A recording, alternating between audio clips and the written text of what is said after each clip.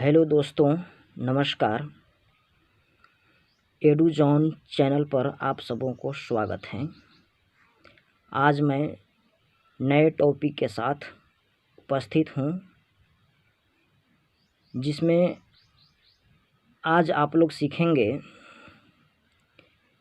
समलंब आकार के खेतों का पैमाइश करके क्षेत्रफल निकालना। अमीन लोग क्षेत्रफल कैसे ज्ञात करते हैं उसे मैं आज बहुत ही सरल ढंगों से बताऊंगा, लेकिन एरिया बिल्कुल एक्चुअल आएगा। यह क्षेत्रफल बिल्कुल मैथ फार्मूला के आधार पर रहेगा। जैसा कि आपको स्क्रीन पर दिखाई दे रहा होगा, यहाँ मैं दिखाना चाहता हूँ। ये देखिए,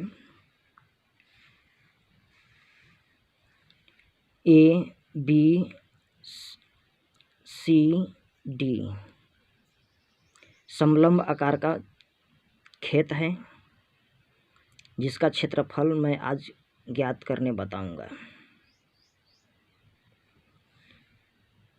समलंब आकार के चतुर्भुज का गुण होता है कि ये भुजा और ये भुजा दोनों समांतर होती हैं। ये AB एवं CD, AB एवं CD दोनों समांतर हैं। AB की लंबाई 180 कड़ी है, CD की लंबाई 280 कड़ी है। क्षेत्रफल ज्ञात करने के लिए AB की लंबाई और CD की लंबाई, समांतर भुजाओं की लंबाई लेते हैं एवं ऊंचाई को लेते हैं। भुजाओं की बीच की दूरी किसी भी बिंदु पर मापी कीजिएगा तो बराबर मिलता है। इसलिए समलंब चतुर्भुज का क्षेत्रफल ज्ञात करने के लिए इस भुजा का कोई रोल नहीं रहता है, तिर्यक भुजा का कोई रोल नहीं रहता है। यहाँ BD एवं AC तिर्यक भुजा है, इसका लंबाई ज्ञात करने के लिए मुझे कोई ज़रूरी नहीं है। सिर्फ समांतर भुजाओं की लंबाई एवं ऊंचाई से ही काम चलेगा, इससे ज़्यादा इसमें कुछ नहीं करना है।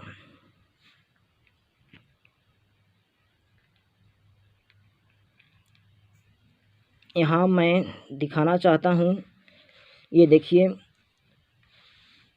समांतर भुजाओं की लंबाई 180 कड़ी है।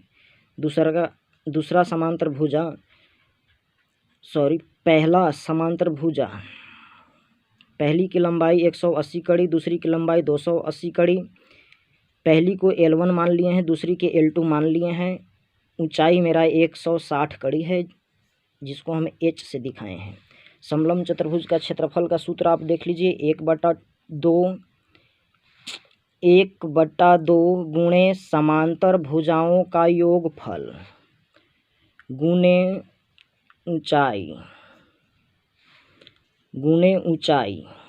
1/2 समांतर भुजाओं का योगफल गुणे ऊंचाई।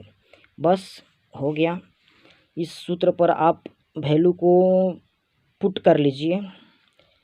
इसके बाद यहाँ देखिए, 180 और 280 को जोड़ लीजिए। इसके बाद 160 से गुणा कर दीजिए। यहाँ देखिए, दूसरा स्टेप में आपको अच्छी ढंग से क्लियर हो जाएंगे।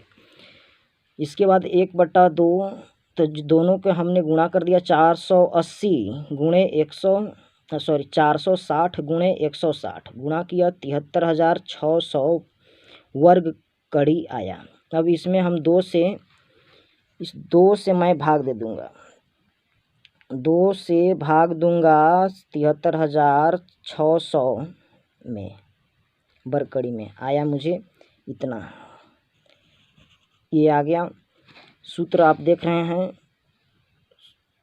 सूत्र को मैं इस तरह से चिन्हित कर देना चाहता हूँ। सूत्र है। अब इसको मैं डेसिमल में चेंज करूँगा। डेसिमल में 1000 वर्ग कड़ी बराबर 1 डेसिमल होता है। इसको मैं सीधी सी बात है कि 1000 से आप इसको भाग दे दीजिए, डिसमिल में चेंज हो जाएगा। ये मैंने पिछले भी वीडियो में मैं बता चुका हूँ। डिसमिल मेरा इतना आया 36.8 डिसमिल या 36 डिसमिल 800 वर्ग कड़ी, कुछ भी कह सकते हैं। यह लगभग 10 कट्ठा के बराबर है। यदि यही 37,500 वर्ग कड़ी रहता तो ये पूरा 10 कट्ठा हो जाता। 10 कट्ठा, ये पूरी 10 कट्ठा हो जाता। लेकिन मेरे पास 36,800 है तो ये थोड़ा कम है। इसको देखता हूँ मैं कट्ठा में कितना आता है। हमारे एरिया में 1 कट्ठा में 3.75 डिसमिल आता है, अर्थात 3.25 डिसमिल का 1 कट्ठा कहा जाता है। आप अपने एरिया में पता कीजिए कि 1 डिसमिल में कितना, 1 कट्ठा में कितना डिसमिल होता है। हमारे यहाँ 1 कट्ठा में 3.25 डिसमिल होता है, तो 3.25 से मैं भाग दे दूंगा। 3.75 से इस डिसमिल में मैं भाग दे दूंगा, मुझे आया 9.81 कट्ठा। ठीक, इसके बाद मैं अब कट्ठा को मैं धूर में बदल कर दिखाता हूँ कि धूर में कैसे चेंज किया जाता है। 1 कट्ठा में होता है 20 धूर। हमारे यहाँ 6 हाथ की लगी चलती है, जिसमें कि 1 कट्ठा में 6 धूर आता है। आप अपने एरिया में पता कीजिए कि कितना हाथ की लगी चलती है। कट्ठा का यूनिट लगी की लंबाई पर निर्भर करता है। 1 डिसमिल में कितना कट्ठा आएगा ये लगी की लंबाई पर निर्भर करता है। आप अपना एरिया में पता कर सकते हैं बिल्कुल। तो मैं चेंज करके दिखा रहा हूँ कि 1 कट्ठा में 9.81 कट्ठा आया। 9 पॉइंट, ये लगभग 10 कट्ठा के बराबर लगभग में है। 10 कट्ठा से थोड़ा कम है। 0.19 कम है। इसमें 20 से गुणा कर देंगे तो आ जाएगा मेरा 196 धूर हुआ। 196 धूर के बराबर, मोटा मोटी 196 धूर हुआ। इस तरह से मैं अगले वीडियो में डिसमिल को धूर में कैसे बदलते हैं बताऊंगा। नेक्स्ट वीडियो लेकर आऊँगा और लगी, धूर और कट्ठा के बारे में डिटेल से जानकारी आपको मिलेगी। धन्यवाद।